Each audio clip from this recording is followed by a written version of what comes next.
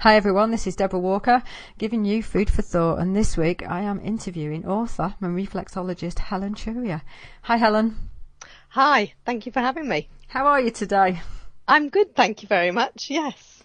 Fantastic. And I said this to the chiropractor the other week. I said, do you find that actually you daren't say to people, oh, I'm not very well? Because actually, you're in the health industry and people go, you're not well. Why aren't you meant to say yourself? I think it's interesting, isn't it? It always tells me a lot about how somebody's feeling emotionally how they answer how they are. Because you'll get some people that say, yeah, I'm fine, or some people that say, oh, not bad. And it just gives you that little tiny first insight into, yeah, interesting. Language is everything, isn't it? And I do know that you are an NLP practitioner as well. So you will be probably reading into what I say. And I know that you mention language in your book. So that's one of my questions later on. But anyway, but firstly, give my listeners a little bit of background about yourself and how you came to be a reflexologist. Okay. Well, I've always had an interest in complementary therapies. Even when I first started my nursing career, which was back in 1984, and I was a nurse in the military. And the first project that we were given to do on our nurse training was we could write 6,000 words on anything that we wanted that interested us about health. So I sat and wrote 6,000 words on complementary health, which I thought was brilliant. It didn't go down particularly well with my tutor. And it's kind of stayed with me. And I used reflexology for the first time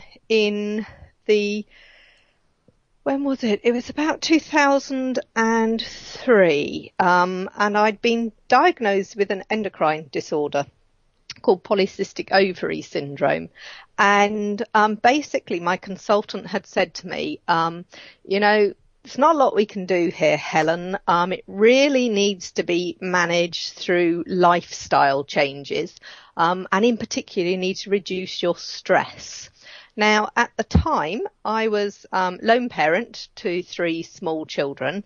I was also on the board of 2 companies, IT healthcare companies, both of them multi-million pound companies, juggling, dealing with customers across the world and suppliers in the States. And quite frankly, it would have been a lot easier if he'd asked me to, organise a flight to the moon or something. But when he said you need to reduce your stress levels, I honestly thought to myself, I have no idea how to do that. Because as far as I was concerned, I wasn't actually stressed. I was just very busy. And they say that a lot, if you want something done, give it to a very busy person because you can always fit it in. But because of my nursing background, I knew that if I didn't get a grip on this health condition, that I was opening myself up to some quite significant health problems in the future. And so I sat down. I thought, right, okay, what can I do? And did some research. And time again, reflexology came up as a therapy that was very good on rebalancing the body and very good on inducing the relaxation response. And because I was a busy person, actually just trying to get me to sit still was quite a significant achievement. So I decided that I would give it a try. And I found a reflexologist local to me who was very willing to fit in with my busy schedule. And basically I said to her, the only time I can fit this in is first thing on a Saturday morning. And she was like, yeah, okay, no worries. And because I was on my own with 3 kids, I said to her, so could you come to me? Because I can't possibly come to you because, I'm up to my eyes in childcare, during the week for work, at the weekend, I can't possibly manage that. And so she very kindly came to me. And it's interesting because I see myself as I used to be in the clients that I get now as a reflexologist. People who think that they need to do something and it's got to be done quite quickly. But the body, as we know, doesn't work like that. To cut a long story short, Those Saturday morning reflexology sessions absolutely were fantastic. They really stabilised my health, and they taught me to learn to listen to my body in a way that as a nurse I had never really, I'd been aware of it, but I'd never really learnt how to tune in or teach my patients to how to tune in. So I started to use reflexology myself, became quite evangelical about it, got my reflexologist to treat my children for their, to come and see them when they had ear infections and multiple colds and all the other things that, small children get because they've got a developing immune system, and found that as a family, it became very much part of our toolkit for getting us through those heavy winter months and things. So when my company sold in 2005, and I decided, right, what am I going to do next? To me, it was an absolute no-brainer that I would train as a reflexologist. And that was back in 2006. And it's been a fantastic journey ever since. Learned stuff every single day from my clients and the different problems that they bring to my therapy room. And just, it's incredible, the body, and how it, given the right environment, can learn to help itself. It is a really interesting point, isn't it? Because, we come from, teaching in many respects and many influences where the body, we have, our wisdom has been removed, and actually it has to have help all the time to actually repair itself. It cannot heal itself. And from my perspective, the body is doing everything it can to actually constantly bring itself into balance and can heal itself as long as it's got the right things in place. Absolutely, yes. I agree entirely. I think so often in modern life, we're so busy, and we've got so many different things stimulating us and going on, that we don't really stop and pause and tune in to ourselves. And that's one thing that when I'm working with my reflexology clients, that I teach them to tune in, to listen. So once we've gone through the first initial sort of 6 or 7 treatments or so, I then start to teach them how to learn to listen to their bodies, so that if they feel that they need a session before we've got one booked in, maybe we get them booked in about every 6 weeks or so once we've got back into balance. And I teach them that if they notice that their life is getting busy and they're finding that their energy levels are starting to drop, then the first thing they need to do is to pick up the phone and move their appointment and bring it further forward. And likewise, if they are doing really well and they've got really good balance in their life, they're eating the right things, they're getting the right amount of relaxation in at different points, and they're, absolutely buzzing with energy and vitality, then it's fine to give me a call and just push their appointment back the other way and, make it a little bit to 8 weeks between appointments. And what I found is that I've been able to coach my clients to learn to tune into their bodies, which for me is a wonderful thing to be able to do. And for them, it makes them become much more intuitive and in touch with their own health and well-being. Well, it's quite nice in some respects because you've got them on a couch, haven't you? So they're not going to go anywhere. The opportunity to coach them is there. Just very subtly. We won't tell them. Hopefully they weren't listening. Interesting you say about listening to the body and tuning in, because I know, and I can hear that you know the same thing from your experience of working, that when my naturopath used to say to me, you need to listen to your body, Deborah, you need to tune into it, you need to spend some time just taking some time out, I used to look at her like she was absolutely on another planet. She had no idea. And, and in hindsight, God, bless her, she did her absolute best at being almost like a paramedic to me, patching me up and getting me back out again, which is effectively how I used her. But how do people who are so busy, and my mind would never rest. And sometimes now it still doesn't rest. I'm thinking about so many things. How do you take time to listen, and what are you listening for? Well, it's interesting you should say that, because you're kind of listening for the little cues that tell you that you've got out of balance. And it's actually, it's part of being resilient is being in balance. And when I was writing my book, Bounce Back Ability, that's when I started to bring together all of my knowledge that I had on stress and health and well-being, and all that I'd learnt from my coaching and my NLP, to bring it together in a way that essentially, when I'm teaching people about their resilience and their health, what I'm teaching them to do is I'm teaching them to give themselves a sort of check-up from the neck up, so to speak, because everything starts with the thoughts that you're having in your head. I love that, check up from the neck up. Yeah, it's because it's when we see, the thing is we have to learn to recognize our behavioral patterns and our behavioral habits, and particularly for women, naturally when we get stressed and we get busy, we're actually genetically programmed to get busier, to look after and nurture. And so that's sort of part of the checkup from the neck up is when the busier that you get, as you notice yourself getting busier and busier, that's when you've got to stop and pause and say, right, okay, whoa, I'm out of balance. And where am I out of balance? I didn't realise that we were genetically hardwired to actually almost get busier as women. I know that from my life, that's absolutely true. You know, if I've got a plate full of something, I'm almost out there looking for more, thinking this cannot be enough.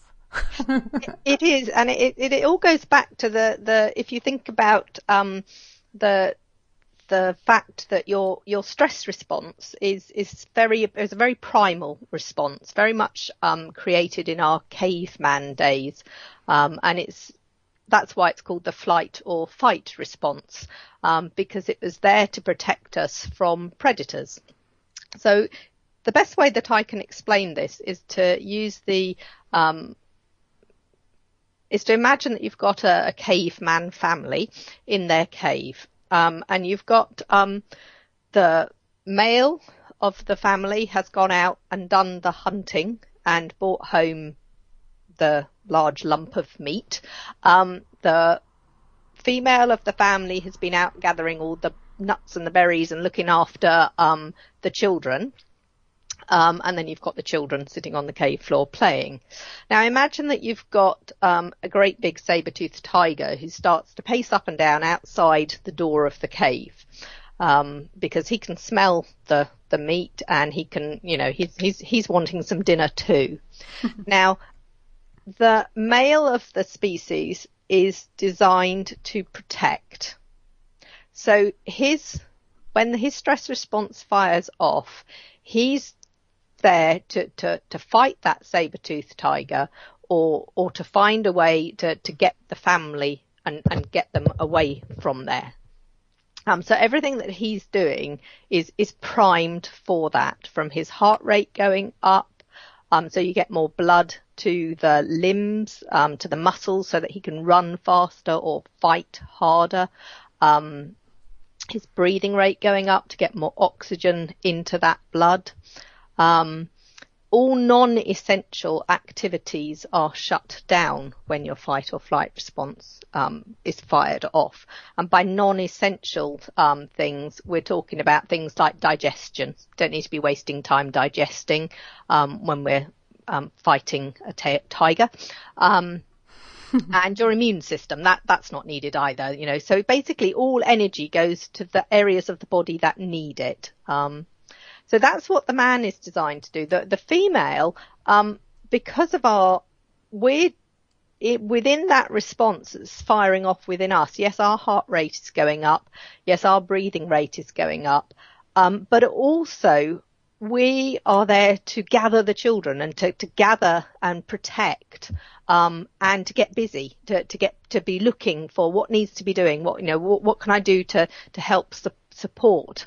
And so that's why when women get stressed, that they just keep cranking it up. Children, on the other hand, when they are very, very, very stressed, shut down, and they can go almost into a catatonic state where they completely shut down, and they can defecate and vomit. I said that all non-essential is shut down. Well, that's why in extreme stress you're sick or you have your bowels open. And for tiny weeny animals, so little tiddly tiny children, the saber-toothed tiger's not going to come near them because they smell awful. Because they're in that really still state, they're stinking. And so as far as nature's concerned, that protects them. And that's why when you've got a child that's has had something absolutely horrendous happen to it, that's why they'll shut down and go into that kind of state. And it's a self-protection thing. So it's fascinating. I find the genetic side of things, as well as the sort of the physical side of what's actually going on within us is quite amazing. That's really fascinating about children in particular, considering, how much we're putting our children under stress nowadays with exams and things like this continuously through their early childhood. Yeah, so it's sort of teaching, I think, and educating ourselves and our children as to how to recognise when we're coping and how we can cope more effectively. Because actually, another side of stress, another hormone that's released when your stress response is fired off, is actually oxytocin, which you may know as the cuddle hormone, and that's actually released to protect the heart from the effects of all the adrenaline and cortisol that's going on. And it's also released to protect you, because we actually need, when we are stressed and under pressure, we actually need to be connected and supported to others. Because as human beings, we're designed to be part of a tribe. So being connected and supported, that's part, when you are stressed, it's very, very important that you do reach out and you do ask for help, and help in whatever form that may mean to you. So that might mean going to see a naturopath, it might mean going to see a reflexologist, it might mean going to a talking therapy. It might mean just having a cup of tea with somebody that's really important to you and just offloading. But it's very fascinating that as our body has all within it that it needs to protect us and to help us and to heal us. It is interesting. Now, I would never have identified that I was stressed at one stage. And like you say, I just felt I was just excessively busy. How do you start to identify something which you haven't got any idea about? That's the hard part, because the problem is that, first of all, stress has become an everyday word. You hear it all the time. You hear people, oh, I'm so stressed at the moment. Life is so busy. And it's just been accepted as this is just a normal part of life. Some people wear stress like it's a badge of honour. So, you won't believe how stressed I am.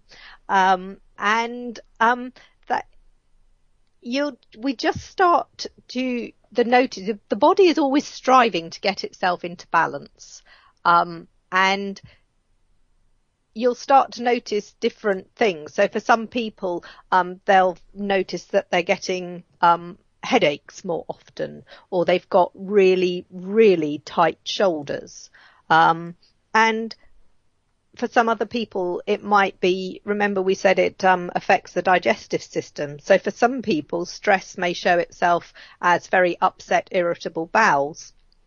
And interestingly, there's been some studies done on irritable bowel syndrome, and for some patients, hypnotherapy and deep relaxation is more effective than medication. Which is fascinating, isn't it? When they've done, and obviously, that's a proper blind trial where it's all done under, really good conditions and things that can happen. For other people, it's an accumulation of different signs and symptoms. And the thing is, as I said earlier, is that we're not trained to listen to our bodies, because we don't have that knowledge within our families these days anymore. Two, culturally, we're kind of in our healthcare system where we go to the doctor and they give us a tablet and it's meant to make us feel better. And to a certain extent, there is this sort of cultural belief that the NHS is always going to make us better, which to my mind takes a bit of our own power away from us, because actually we're the most important person in our health, is what we do for our bodies. But eventually the body will bring you to a stop. It'll just keep finding a way to slow you down. So a very classic one, which I've seen quite a few times in my treatment room, with very busy middle-aged women, is a frozen shoulder. Interesting. Because, if they're the sort of doing type people, and they're physically active, and they're maybe cleaners, or they do a physical job, they just work through pain, but they need their arms. Mm-hmm. And so the body just, brings them to a halt, because most frozen shoulders, if left to their own devices, will self-heal within about 18 months to 2 years. They'll get better a lot quicker if the person with the frozen shoulder learns to let go, learns to delegate, learns to self-care and to nurture themselves more. So it's quite fascinating. I do find that really interesting, to be honest, because I also think that there's lots of other signs you get. Recently I had a fall, mm-hmm. and that was because I was too busy. Mm-hmm. Well, I did exactly the same thing as I'd done about 7 years ago. And for about a week or two prior to having the fall that I'd had previously, I kept saying, all I need is a break. I just need a break. Mm-hmm. And I fell over and broke my foot. And that's the last time I've ever said, I just need a break. Because of how literally everything around me took that. And this time I did almost exactly the same thing, except I injured the other side of my body. So I suddenly saw that I need to slow down and I need to stop doing so much stuff. And it is interesting, because you do ignore the signs over and over again until you do get that big one that hits you in the face that you cannot ignore anymore. No, absolutely. It as I say, the body will bring you to a stop one way or the other. Learn to listen to it so that you pick up on its subtle signs before it has to give you a big old, like you say, slap in the face. Now, your book effectively is about how to deal with the stress and become resilient to it. And, but what makes some people more resilient than others to the stress? Well, interestingly, resilience is your ability to bounce back from adversity. And everybody has this, but we all have it in different levels. And it's actually a life skill. It's a skill that can be honed and developed. And when I was looking into stress and resilience and doing all of my research, it became very apparent to me that there are 6 main principles that you need to have in place in order to be able to develop your resilience and then stay resilient. And I put those together in what I called the bounce model of resilience. So resilience is within all of us. It's just that in some people it's more developed than others. But all of you everybody can develop it and make it stronger. Mm-hmm. So the bounce model of resilience is comprised of 6 principles. The first is believing in your ability to cope. You see, your beliefs affect everything, from the thoughts in your head to the feelings that you have to the actions that you take. And your beliefs can either empower you or they can limit you. And so understanding your own personal belief system and then learning to change the beliefs that limit you can really develop your resilience. And in actual fact, linking that in with stress, there was a study done in America, what they call a longitudinal study, where they look at people over a lifetime. And they started studying a group in their sort of mid-30s, I think it was, and until they died. And one of the questions they asked them was about how stressed they believed they were and how stressful they thought their life was. And interestingly, those who thought their life was very, very stressful and their work was very, very stressful died earlier than those who didn't believe their life was stressful, even if they were doing exactly the same type of job. So you see, our belief in our ability to cope. So it doesn't matter how stressed we are. The most important thing there is do we think we can cope with it or not? And part of coping is having mechanisms in place to help and support you. Or is it about the perspective that they actually have and they bring to that situation as well? Absolutely, yes, yeah. Because how you view your outlook is very important. How optimistic you are or pessimistic you are. And that's the O of the bounce model of resilient. And being an optimist doesn't mean, wearing rose-coloured spectacles and thinking that the whole world is absolutely wonderful all the time. It's about assessing situations and problems in a way that finds solutions and finds opportunities from within, and then setting goals in order to achieve those solutions and solve that problem.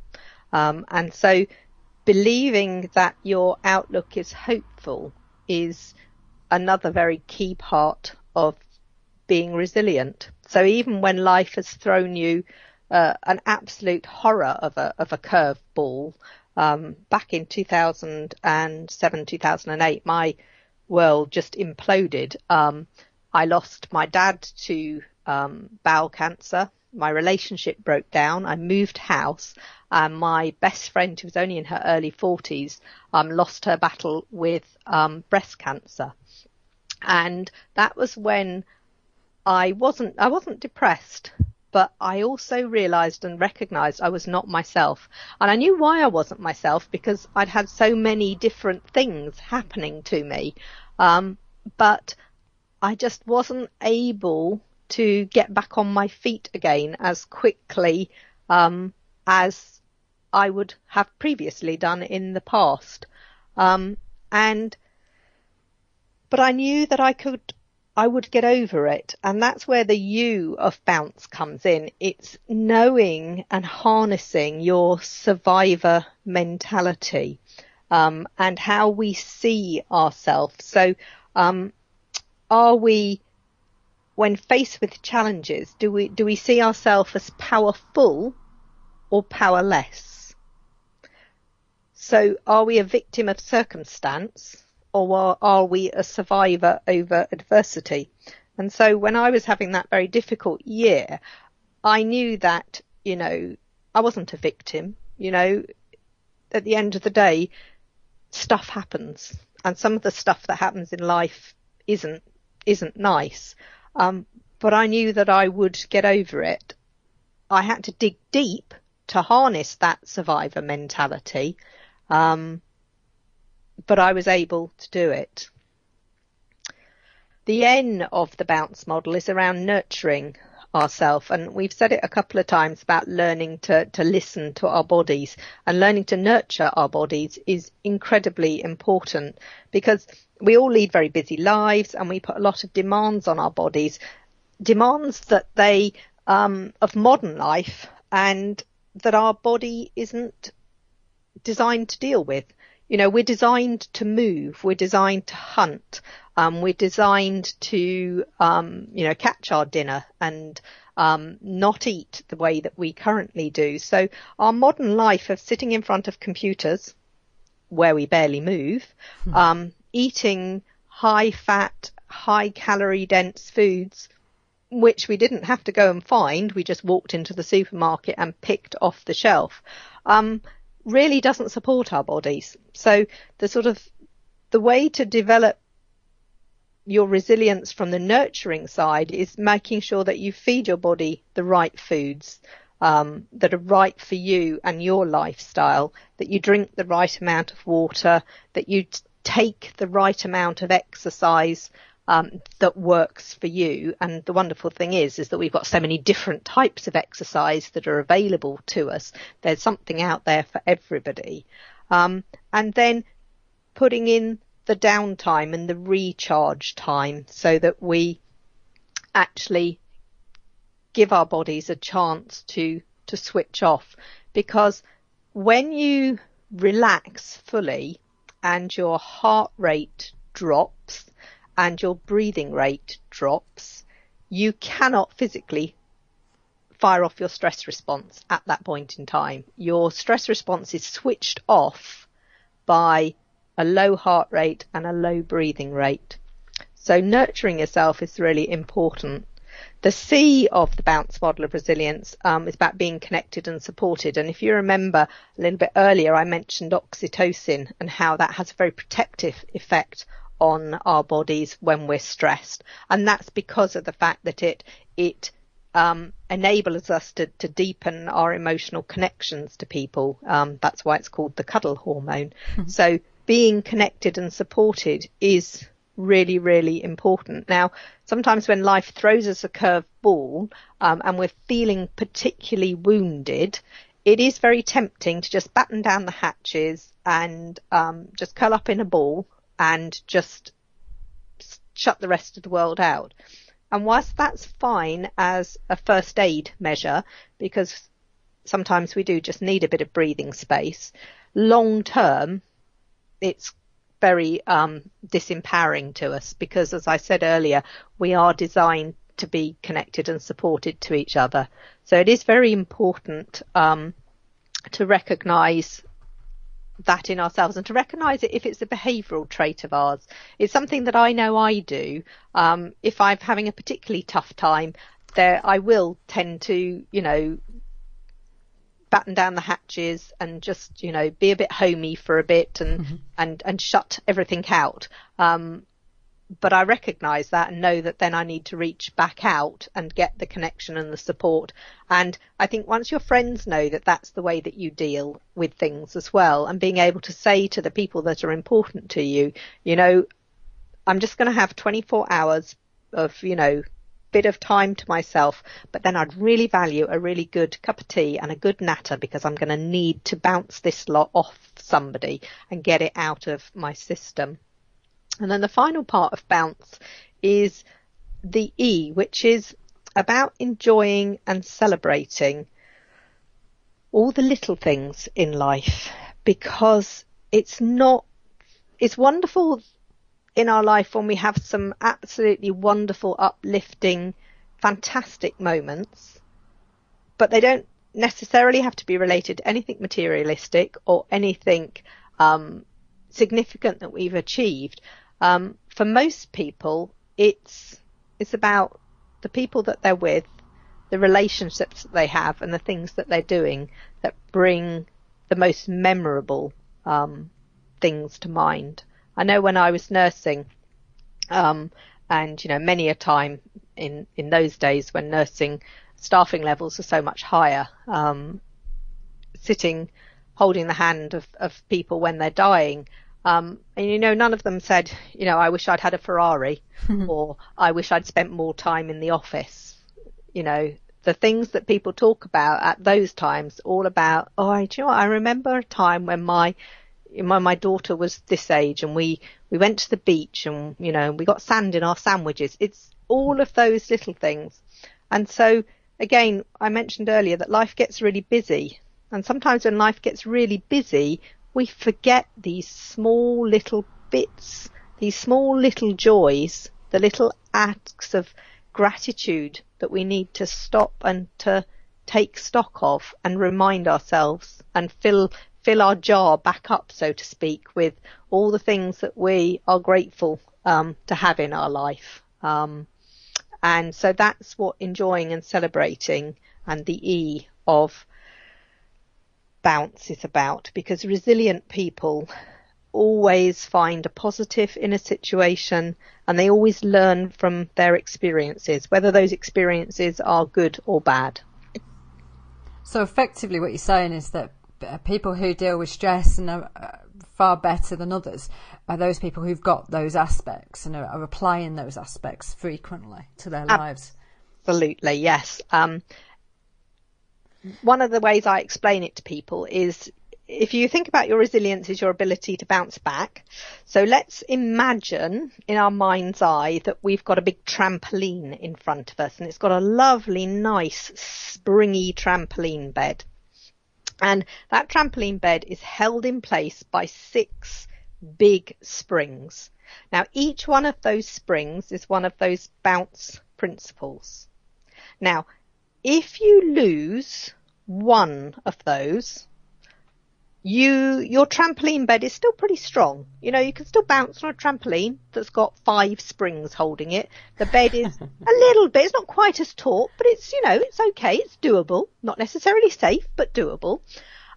If you were to lose 2 springs off your trampoline bed, so 2 of your principles of bounce were weak. So say, you weren't connected and supported, you shut yourself away, you weren't nurturing yourself properly, you were eating rubbish food, drinking too much, smoking too much, and generally just abusing your body, then your resilience is going to be a lot lower, because you've got 2 big springs that are, not there. And get a crash mat ready. Absolutely. So then lose 3, and suddenly if you try and bounce on a trampoline that's only got half of its springs, you don't bounce straight, and you don't bounce safely. And so you can see why, if you were, having a really, really tough time of it and you weren't nurturing yourself, you were eating rubbish food, you'd shut yourself off from your friends, you'd got really, really materialistic and were only focusing on the Ferrari, and your belief system was all up the creek. You can see how somebody who thought that they were really, really strong and can suddenly come to an absolutely crashing stop because they've just got no springs left in their trampoline. I'm just thinking the less they've got, effectively, they not only need the crash mat but also the netting on the outside to Absolutely. catch them. Yeah. Just getting into more and more safety gear. Yeah. But I have a question for you, which is, this is all very well for myself now in my position, because I completely control everything in my life to a certain extent, and I did that because of the levels of stress I had originally, and I could not continue with my lifestyle the way it was, so I changed absolutely everything, and I did it over a period of time. But to implement everything that you've talked about, if you'd have said that to me and handed that almost as a cake, I wouldn't have been able to do any of it when I first started at all. How do you deal with people who are highly overloaded, and how do you help them unfill that life and see that they need to get those principles in place and live those principles? Because that's fundamentally what you're saying, that people live those principles.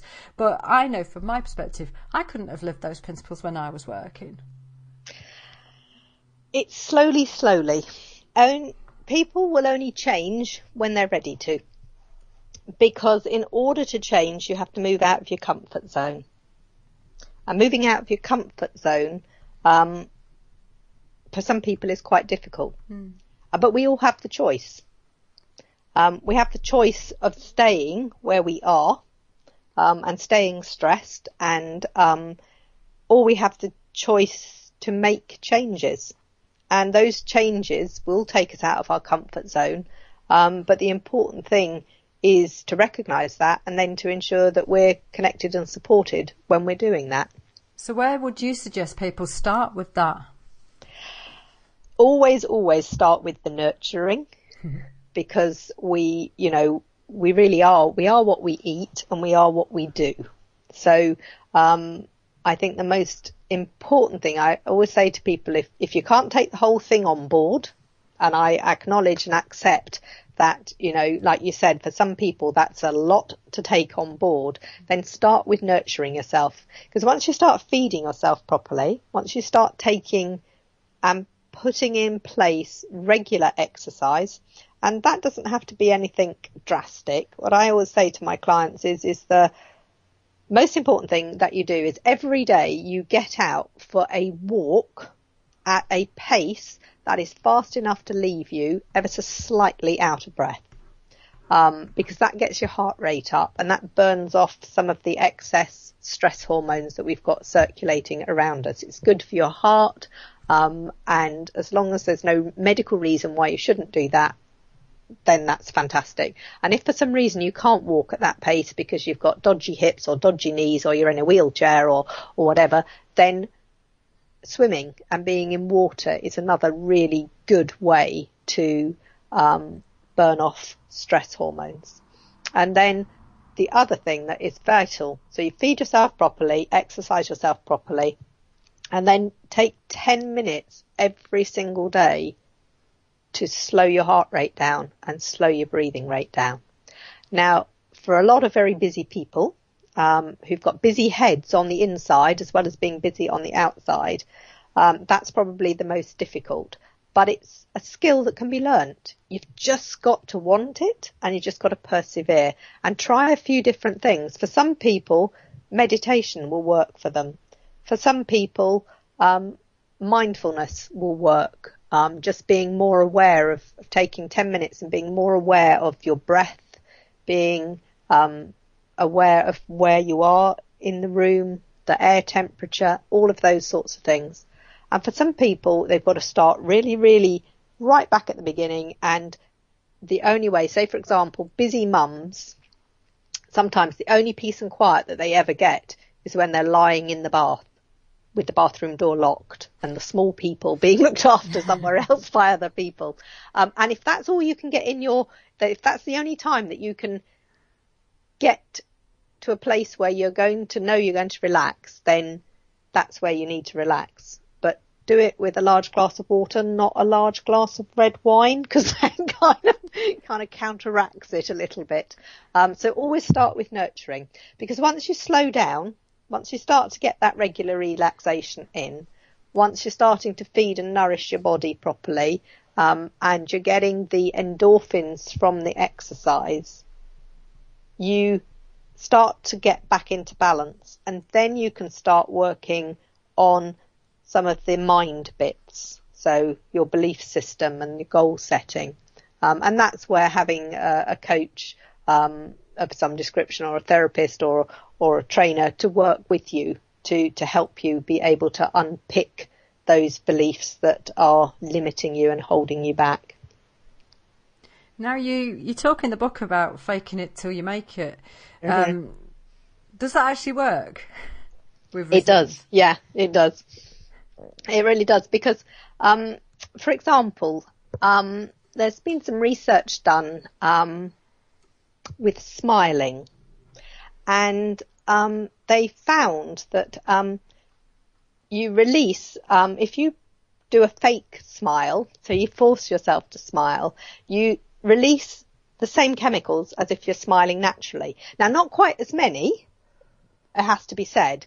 You don't get such a lovely surge of them, but you do get some of them. So one of the things that you can do if you're feeling a bit down, and you've not been diagnosed with depression or anything like that, but you just know that you're a bit low, is to stick little dots around your house in certain key places. So, for example, by your kettle, by your front door, on your car keys. And when you see that dot, make yourself stop and smile.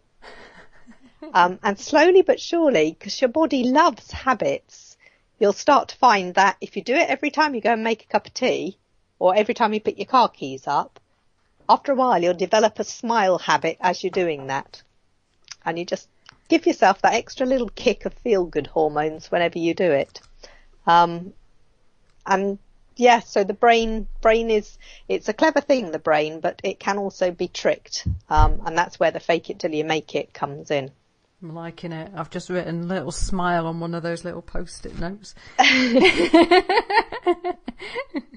Now, I absolutely loved the idea of playing the hero in my own life story, which is what you talked about.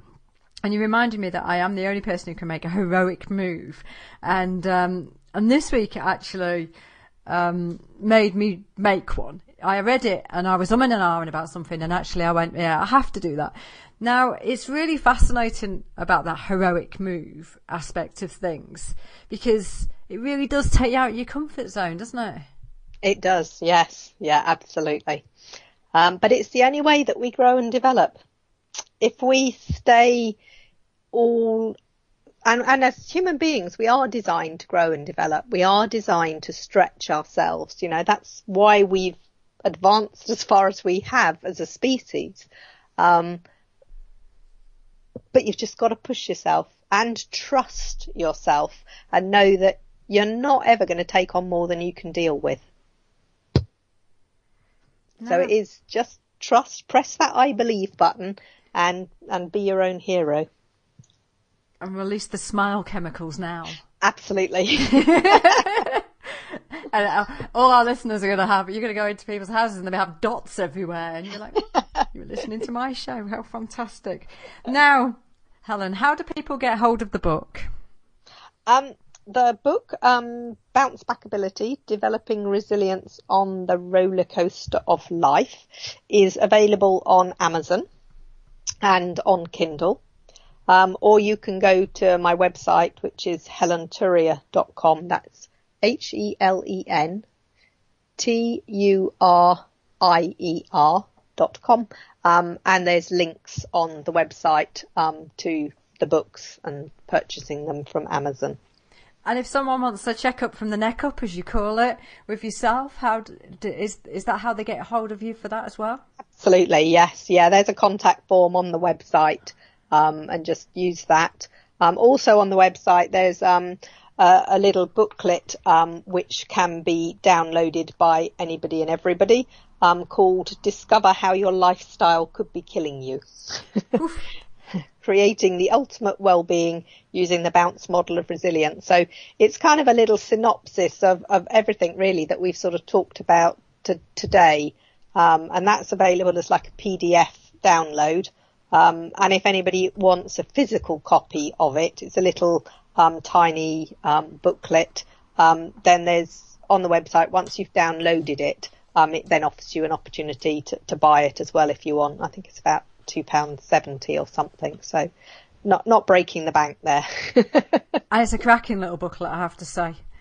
It's really handy to have as a little dip in and out of. It's not too long, not too wordy. I like to try and keep things simple. That's one of some of the reviews I've had from my book, which have been, it's really easy to read. Now, to begin with, I wasn't too sure whether that was a compliment or not, especially as my editor had to do quite a lot of editing with me to get it right. But I found myself that self-help books can be very wordy and very long-winded, and sometimes I buy them and I really am interested in it, but by about sort of chapter 2.5 I've lost the will to live.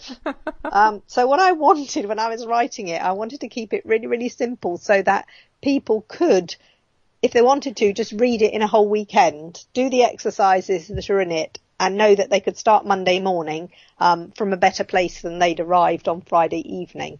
But by the same token, if they wanted to just dip in and out of it, they could also dip in and out of it without worrying about losing the plot. And where was I up to? And what had she said in previous chapters? So I'm really pleased that other people have found it as simple to read as I did. But then I'm a simple soul. We don't really want a self-help book that really is going to cause you more stress. Absolutely not. No.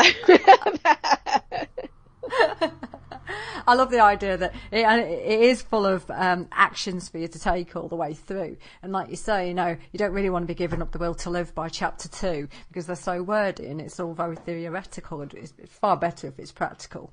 Absolutely, yeah. And in fact, when I was writing the book, and I wrote it in 90 days as part of a course that I did called 90-Day Books, and so from the first day of planning to actually having the book in my hand was only 90 days. And as we were going through the process, the way that it worked was we planned it all out and then we had to write a chapter per week for 7 weeks. And at the end of each week, we had on a Sunday afternoon to email it to the project manager, Kevin, by 6 o'clock on the Sunday evening, and also to a group of peer reviewers. Wow. And then the following week, they would read it and give you feedback whilst you were writing chapter 2. When I first started, I'd called the moments for personal reflection, I'd called them exercises. So do exercise 1, and do activity 2, because obviously having done a bit of training in my background, that's the way I thought it should be done. And one of my reviewers, I said to her, so how are you finding the exercises then? And she said, oh, I don't do exercises. As soon as I see it, she goes, I just skip on to the next bit. So I said, all right. I said, do you ever stop and pause and reflect? And she goes, oh yes, I'm very good at reflecting. So that's why I changed the little sections at the end of each chapter into moments for personal reflection. And interestingly, she completed all of the rest of them because I changed the name. So it was a great process because it meant that I got feedback from my readers as I was going. It is interesting about how you can reframe language and it will mean and change the experience for the other person. Absolutely. Yes. Yeah, totally. It's fascinating how we respond to different words. Mm. Helen Turier, very, very nice to interview you today. Thank you for coming on Food for Thought. Thank you for having me. It's been an absolute pleasure.